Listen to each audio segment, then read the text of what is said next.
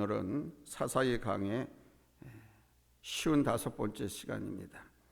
55번째 시간에 본 말씀을 중심으로 해서 혼란한 시대의 특징, 혼란에 대해서 강론하겠습니다. 혼란은 혼란한 시대의 특징이다, 이런 주제입니다. Characteristics of a chaotic era, chaos. Characteristics of a chaotic era, chaos.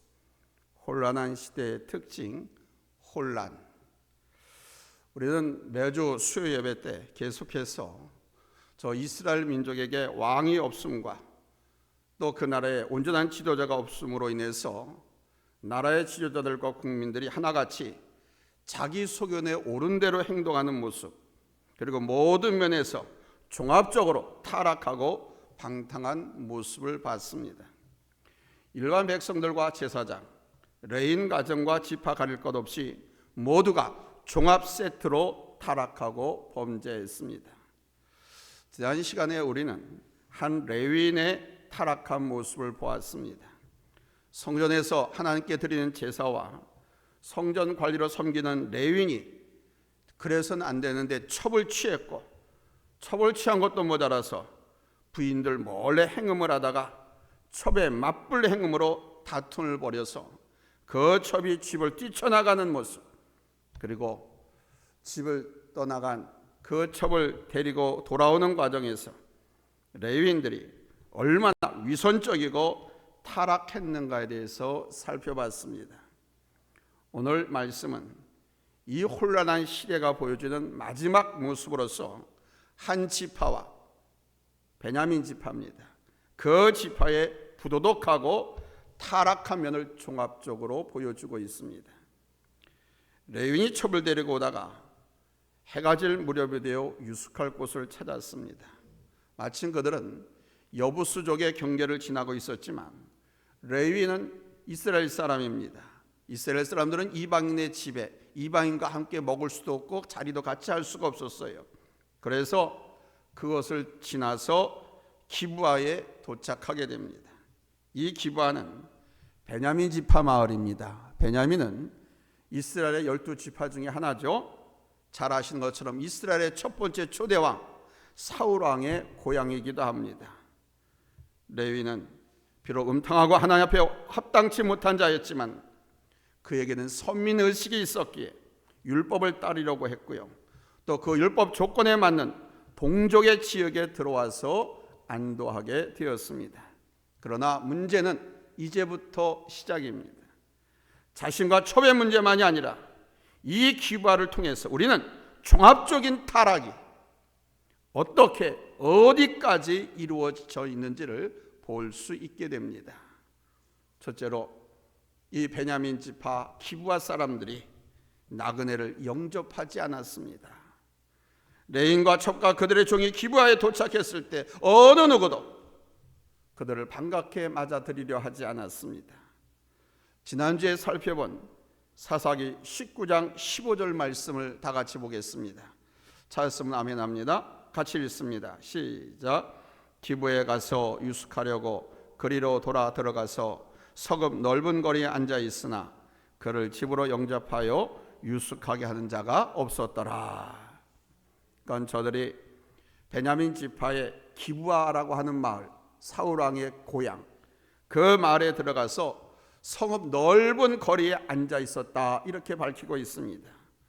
그것은 사람들의 왕래가 많은 곳이고 그것에서 누군가가 자신들을 반갑게 맞이해 줄 것이라는 기대가 있었습니다. 율법에 의하면 이스라엘 백성들은 나그네를 영접하고 돌아보는 것을 당연한 일로 여기게 되어 있습니다. 신명기 10장 19절에서 하나님께서 말씀하셨습니다. 너희는 나그네를 사랑하라. 전에 너희도 애굽 땅에서 나그네 되었음이니라. 이스라엘 백성들이 저 애굽에 가서 산 430년 동안은 나그네와 같은 삶이었습니다. 그런데 애굽은 저들의 땅이 아니었죠. 하나님께서 이스라엘 백성들의 번성을 위해서 잠시 그곳에 머물게 하셨습니다. 후대에 요셉을 알지 못하는 왕조로 인해서 이스라엘 백성들이 순식간에 노예로 다 전락했지만 저들은 그곳에서 나그네였습니다. 출애굽의 여정도 나그네 길이었습니다. 그때 저들이 받은 은혜를 생각하면서 나그네를 영접하고 대접하라고 하는 것이 하나님의 명령입니다. 심지어는 나그네들을 생각해서 가을에 추수할 때도 눈밭의 곡식을 다 걷어들이지 말고 그 사람들을 위해서 한 모퉁이를 남겨놓게 했습니다. 이것이 이스라엘의 율법이고 인정이었습니다. 그런데 지금 기브아 사람들은 그 누구도 저들을 영접하려 하지 않았습니다. 이것이 하나님의 백성된 저들의 변질된 신앙의 모습이고 타락한 모습입니다. 하나님의 말씀을 순종치 아니하는 것이 타락이고 변절인 것입니다. 사랑하는 여러분, 우리 그리스도인들은 남을 대접할 줄 알아야 합니다. 잘 대접할 줄 알아야 됩니다. 물론 요즘은 나그네와 같은 사람은 없지요. 옛날처럼 길을 가다가 누군가 하룻밤 좀 묵고 갑시다 하고 초인종을 누른 사람이 없습니다. 경제적으로 발전을 했고 또 숙박시설도 곳곳에 잘 발달해 있기 때문에 누구도 알지 못하는 남의 집에 대문을 두드리지 않습니다. 비록 노숙자라고 해도 남의 집을 찾아들지 않습니다. 그래서 이 시대의 나그네는 누구냐? 영적인 나그네들이라고 말할 수 있습니다. 먼저 영적으로 방황하는 우리의 이웃이 나그네라는 말씀입니다. 아직 예수 믿지 못하고 세상 철학과 세상 방법대로 자기 마음대로 소견대로 살아가는 사람들, 영적 탕자, 이들이 나그네라는 사실입니다. 저들은 인생의 행로를 어디로 잡아야 할지도 모르고 방황하는 나그네와 같은 사람들입니다. 어디론가 부지런히 걸어가고 있고 또 무엇인가 열심히 하는 것 같지만은 방황하는 사람들, 갈 바를 알지 못하는 사람들, 이들이 나그네입니다. 이들을 잘 영접하고 예수 그리스도께로 인도해야 합니다. 그리고 우리 믿음의 사람들도 사실은 하나님 나라의 본향을 향해 가는 나그네들입니다. 히브리서 11장 13절에서 말씀하시기를 믿음의 조상들은 이 세상에서의 삶을 나그네와 외국인과 같이 살았다고 하지 않습니까? 때문에 성도들은 믿음의 사람들을 돌아보고 또 서로 대접하고 위로하고 격려하는 것이 하나님의 말씀을 지키는 삶인 것입니다. 이런 삶을 살 때 성도들은 하나님의 은혜와 축복이 더해지는 것입니다. 아브라함이 마므레 상수리 나무들이 있는 곳에서 3명의 나그네를 보고 그들을 반갑게 영접했습니다. 아브라함은 그들이 하나님의 사자인 줄 알지 못했었습니다. 그래 하나님 말씀대로 나그네를 영접하러 어렵고 힘든 사람을 돌아보고 보호해 주라고 하는 그 말씀에 의지해서 그들을 돌봐줬습니다. 항상 이스라엘 사람들의 마음에는 나그네를, 어려운 이웃을 돌봐야 한다고 하는 것이 비문처럼 적혀 있었거든요. 아브라함이 그들을 반갑게 맞아들여 대접함으로써 그들은 부지불식간에 하나님을 대접하는 은혜를 잊게 되었지요. 그런데 그 대접만으로 끝난 것이 아니라 하나님의 약속과 축복을 확약받는 계기가 되었습니다. 우리가 남을 대접할 때 나 또한 대접을 받게 되지요. 대접으로 뿐만 아니라 은혜와 축복을 더 입게 되는 거예요. 믿음의 사람들이 영적으로 더 깨어 있으면 바로 이 아름다운 삶이 서로에게 이어지는 거예요. 그러나 지금 이 시대는 영적으로 너무 어두운 시대입니다. 이기적인 시대입니다. 자기 욕심, 자기 유익을 따라서만 살아가려고 합니다. 때문에 나그네와 이웃을 돌아보려 하지 않습니다. 지금 기브아 사람들, 아니 이 이스라엘 백성들은 바로 이 어둠 속에서 살고 있는 것입니다. 자기밖에 모르는, 자기 유익만을 추구하는 이 혼탁한 어둠 속에서 우리 그리스도인도 살고 있습니다. 이 어둠 속에서 하나님 말씀하십니다. 일어나 빛을 발하라. 그 빛이 무엇이겠습니까? 선행입니다. 어려운 사람을, 나그네를 돌봐주는 것입니다. 두 번째로 이 기브아인들이 나그네를 남색하려고 했습니다. 다행히 레위인 일행은 한 노인의 도움으로 그 집에 유숙하게 됐습니다. 아무리 악한 시대라고 하더라도 모두가 다 그렇지는 않은 것 같습니다. 아무리 세상이 종말이라 할지라도 의로운 사람, 믿음의 사람은 남아있게 마련이죠. 엘리야 선지자가 가장 부패하고 악한 왕 아합 왕 때에 왜 낙심했느냐? 엘리야 선지가 낙심한 것 중에 하나가 바로 자기와 함께 뜻을 같이 할 사람이 없다는 것이었습니다. 모든 백성이 다 타락하고 모든 땅이 범죄했다고 생각한 것이 엘리야를 견딜 수 없게 했습니다. 그러나 그러한 엘리야에게 우리 하나님께서 말씀하셨죠. 바알 신에게 입맞추지 않고 바알에게 무릎 꿇지 않은 의인 7,000명을 남겨뒀다고. 이것이 엘리야 선지자에게는 큰 위로가 되고 힘이 되었습니다. 우리는 종말 시대에 바로 이 의인의 그룹에 속해야 합니다. 엘리야 선지자에게 다 타락했고 다 우상을 섬기는 건 줄 알고 포기했었는데 하나님이 아니다. 바알에게 우상에 무릎 꿇지 않은 의인 7,000명이 있다. 이렇게 바로 요즘 시대에 하나님께서 바로 성산교회 아무개 장로가, 성산교회 아무개 권사가 바로 이 어둡고 타락한 시대에 하나님께서 추천하는, 내보이는 그런 의로운 사람, 믿음의 사람, 성결하고 깨끗한 성도가 되시기를 예수님의 이름으로 축원합니다. 아멘. 아무리 세상이 변하고 악해서도 예수님의 사랑으로 사람들을 돌아보고 섬기고 말씀을 실천하는 삶을 살아야 합니다. 레위인 일행은 다행히도 노인의 도움으로 그의 집에서 하룻밤을 유하게 됐습니다. 그러나 그 성읍이 나그네를 영접할 줄 모르는 악한 성읍이었기에 그날 밤 그 도시의 악하고 추악한 면이 종합적으로 드러나게 됐습니다. 바로 나그네 된 그들을 해치려고 한 것입니다. 정확히 말하면 동성애를 벌이려고 한 것입니다. 그 노인의 집에 레위인 남자입니다. 그리고 종들, 일행이 들어갔어요.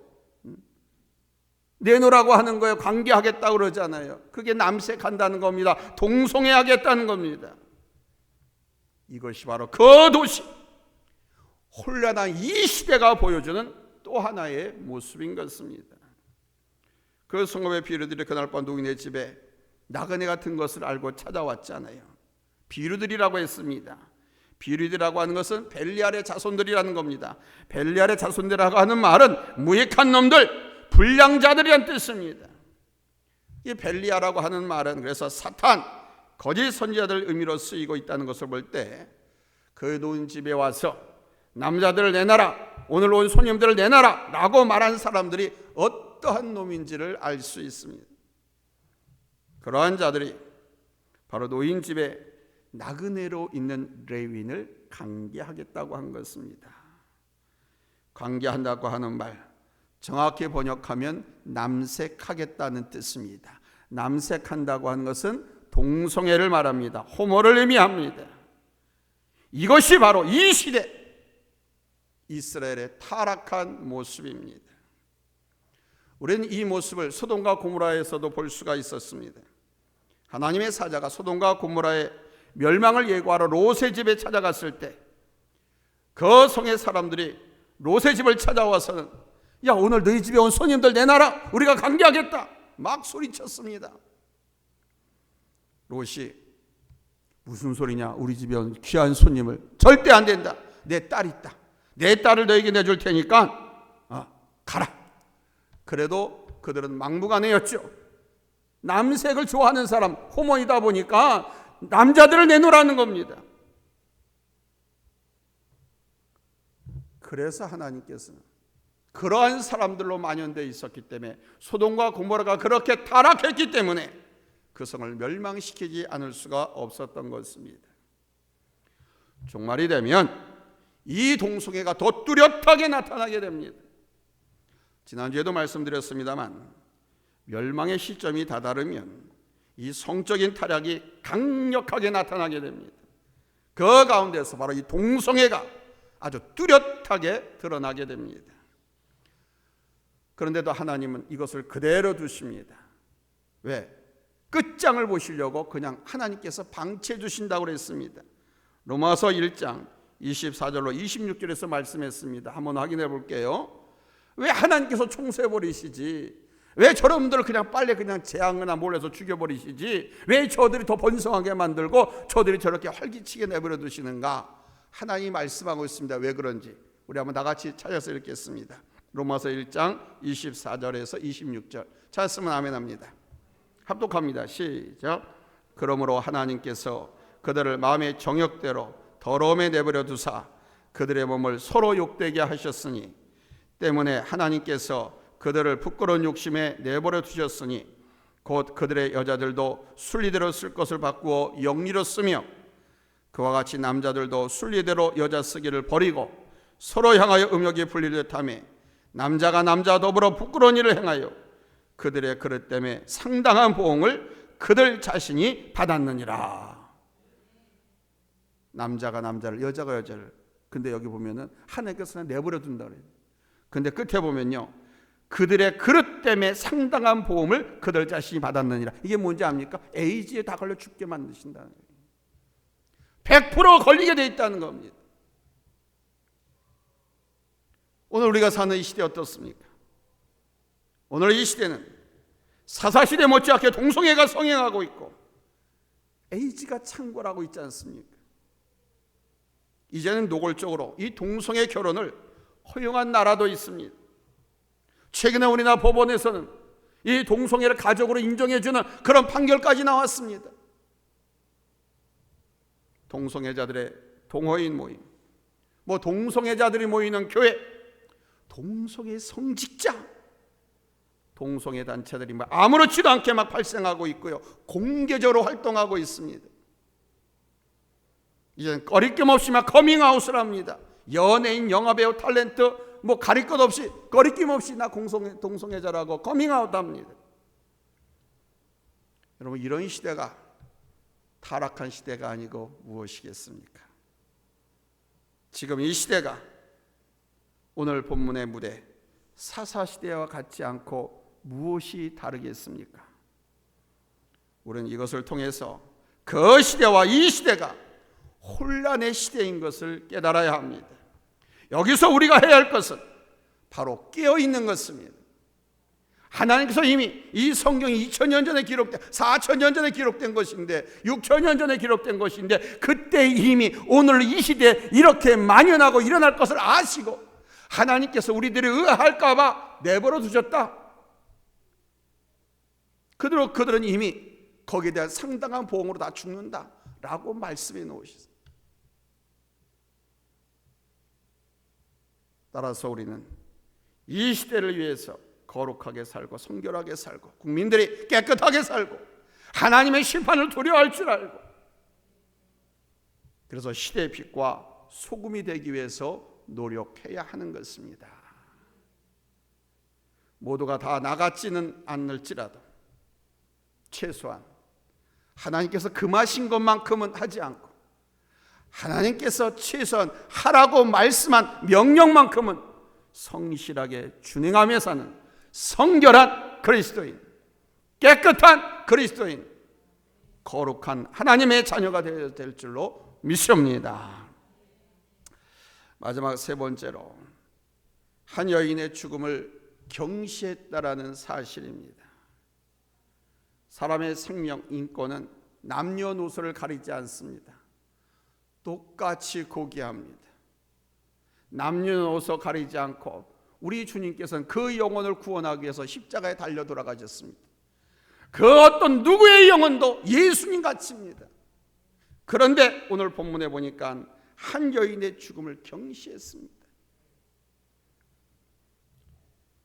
그 성읍 사람들과 레위인이 보여준 추한 모습, 바로 한 여인을 정욕의 대상으로 여겼을 뿐만 아니라 그 존재와 생명까지도 존중하지 않았다는 것입니다.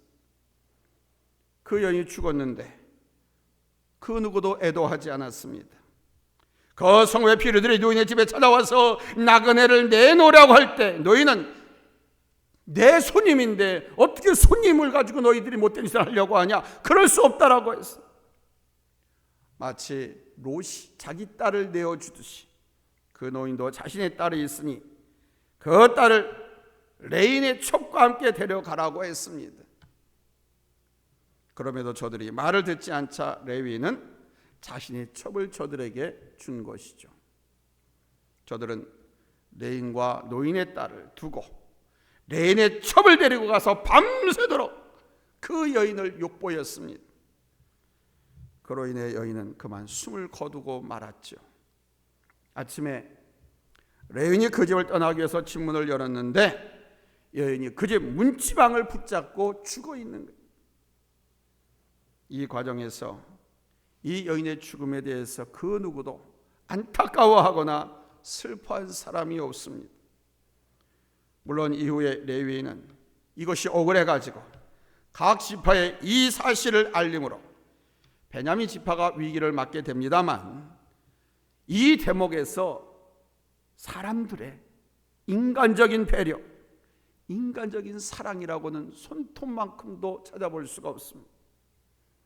남편 된 사람으로서의 레위인이나 그 여인을 겁탈하는 기부한 사람들 속에 이기적이고 비인간적인 동물적인 악한 모습만이 그대로 나타나고 있습니다. 당시의 풍습이 남조접이 사상이 강해서 여인을 하나의 도구처럼 여기기는 했지만은 여인을 도구처럼 여기는 것, 이것은 우리 하나님이 원하시는 것이 아니었습니다. 하나님께서 하와를 만드실 때 어떻게 만들었습니까? 아담을 깊이 잠들게 한 후 그 아담의 가장 중심 갈비뼈를 하나 뽑아서 그 갈비뼈로 하와를 만들어서 남편 아담을 돕는 배필로 지으셨습니다. 그러니까 아담의 갈비뼈로 여자를 만들었다고 하는 것은 서로 동등한 입장에서 서로 돕는 배필이라는 뜻인 겁니다. 그런데 이스라엘은 세상 풍습을 쫓아 여인을 경시했습니다. 사사시대에는 이것이 뚜렷하게 드러났습니다. 생명 경시, 인격 경시는 바로 악한 시대, 혼란한 시대에 드러나는 인간들의 취약한 모습인 것입니다. 오늘 이 시대는 어떻습니까? 남녀 평등을 말하고 실제로 평등 관계를 이루기 위해서 힘쓰고 있는 시대가 맞습니다. 그러나 내면으로 들어가 보면 서로 인격을 무시하고 경쟁하고 다투는 것이 현실입니다. 그것도 사회 지도층이라고 하는 사람들이 더 심합니다. 가정에서, 직장에서, 사회 속에서 남녀가, 인간들이 서로 투쟁하면서 살아갑니다. 서로 위로하고 위로받고 사랑하고 서로 의지하면서 살아가는 것이 아니라 투쟁하며 살아갑니다. 너는 죽고 나는 살아야 된다. 너는 밟고 내가 일어서야 된다. 너는 나쁜 놈이고 내가 선한 놈이다라고 하면서 서로 싸웁니다. 남자들은 여성을 성의 놀이개로 여기고 돈으로 그 성을 사기도 하고 그 인격을 죽이고 나아가서 생명을 끊는 경우도 허다합니다. 얼마나 많은 여인들이 이 인명경시, 생명경시 앞에서 몸도 마음도 다 만신창이된 채 이 세상을 하직하고 있습니까? 특별히 미성년자들을 성범의 도구로 파봐버리고 또 돈으로 사는 사람들도 있습니다.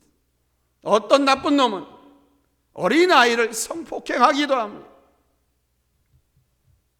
이 시대는 외면적으로는 생명을 존중해야 하는 시대입니다. 그러나 인격 경시, 생명 경시 현상이 얼마나 강하게 일어나고 있는지 모릅니다. 성에서뿐만 아니라 어떤 이유로든 사람을 죽이는 이유도 분명하지 않습니다. 기분 나빠서, 대화하다가 화나서 분노로 자기를 조절하지 못해서, 억제하지 못해서 살인도 서슴지 않습니다. 아니, 수많은 사람들, 수백 명의 사람들의 생명을, 안전을 책임져야 할 항공기 기장과 부기장이 오늘날 우리 한국의 현실을 가지고 다투다가 서로 싸워가지고 해고까지 당했지 않습니까? 상대방을 조금도 인정하지 않고 존중해 주지 않는 이 잘못된 문화, 누가 가르쳤습니까? 우리나라 정치 지도자들이 가르쳤습니다.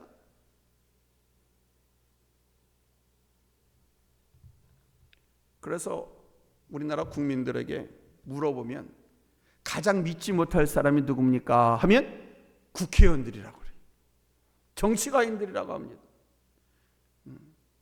가장 닮고 싶지 않은 사람 1위, 역시 또 국회의원들이라고 합니다. 가장 거짓말 잘하는 사람 누굽니까? 예, 국회의원들이라고 합니다.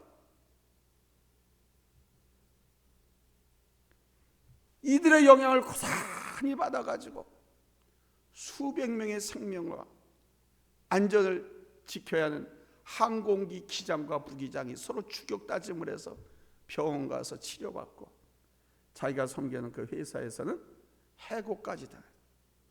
이게 우리나라의 현실입니다.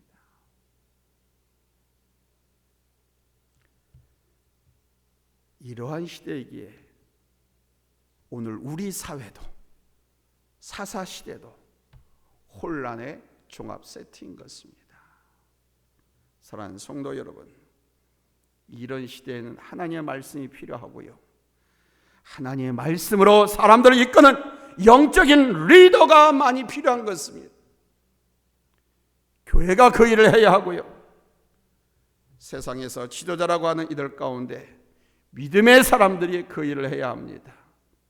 학원이든 국회든 정부든 장로님들이, 믿음의 아들, 딸들이 얼마나 많이 진출해 있습니까? 그곳에 가서 하나님의 자녀답게 빛을 발해야 합니다. 혼란의 시대를 바로잡는 길은 진리의 말씀밖에 없습니다. 어둠을 밝히는 것은 진리의 불빛밖에 없습니다.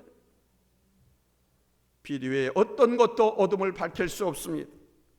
빛 외에 어떤 것도 어둠을 몰아낼 수가 없습니다. 오직 빛밖에 없습니다. 이 빛이 세상을 밝힙니다. 이 빛이 어둠을 몰아냅니다. 이 시대를 밝히고 바르게 인도해서 이끄는 길은 진리의 등대가 우뚝 서는 수밖에 없습니다. 바로 하나님의 말씀과 그 말씀대로 살고 그 말씀을 증거하는 영적인 지도자들, 우리 그리스도인들이 이 일을 해야 하는 것입니다. 하나님께서는 이 혼란한 시대를 바로 세우기를 원하십니다. 사사기는 단지 그때 그 시절 시대상만을 말하는 것이 아닙니다. 그 시대와 이 시대를 통해서 우리가 어떻게 살아야 할지, 그리스도인들이 무엇을 해야 할지를 깨우쳐 주시는 것. 이 어두운 시대, 이 혼란한 시대에 우리 그리스도인들이 빛과 소금이 되기를 원하십니다. 성도는 등경 아래 감춰진 빛이 아니라 등경 위에서 비추는 빛이기 때문입니다. 너희는 빛이라. 이제 빛을 발하라고 주님 말씀하십니다. 기도하겠습니다.